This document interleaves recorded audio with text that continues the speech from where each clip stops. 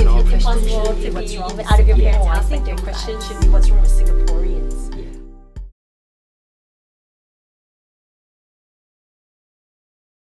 I was in the States, in the 94, and then when I came back after study, oh shit, oh, sorry.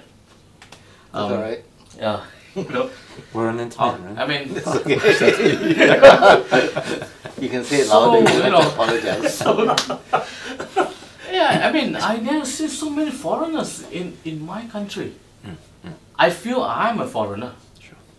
You know, but I mean, when it comes Do you mind?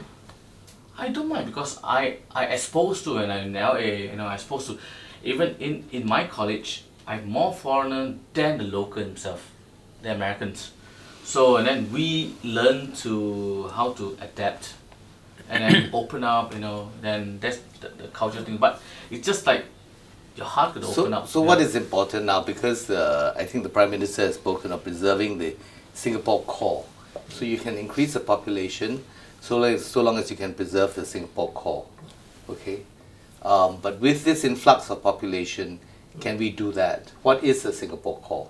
Yeah, what is Singapore called? First generation Singaporeans? No. Next generation, all the immigrants would be Singapore core. But not only do you have an influx of foreigners in Singapore, you have emigration out of Singapore.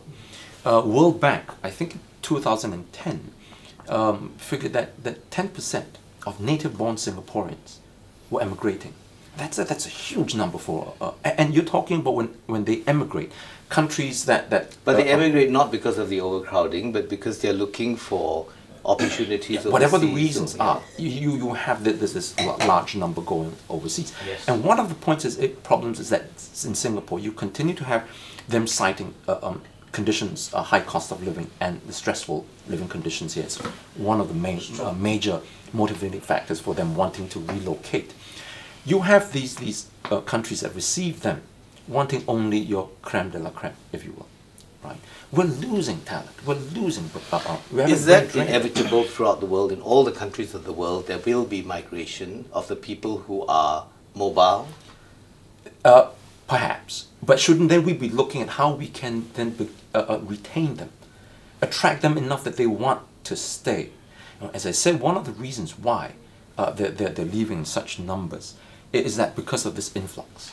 But Chiu actually mentioned that the reason why we have immigration is because we do not have natural resources, that we have to build up our human capital. Yes. If we do not build up our human capital, which must come with increased numbers, then we are in trouble. Can we afford not to increase the population, and can we afford to say, this is the ideal situation, this is our comfort level, and we want no more? What then happens to the growth of Singapore? Well, it really depends on whether you want to increase the talent pool in Singapore, or whether you just want to increase the number of people.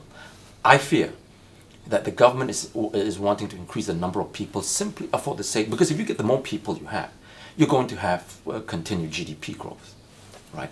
What we've advocated is increase in talent pool.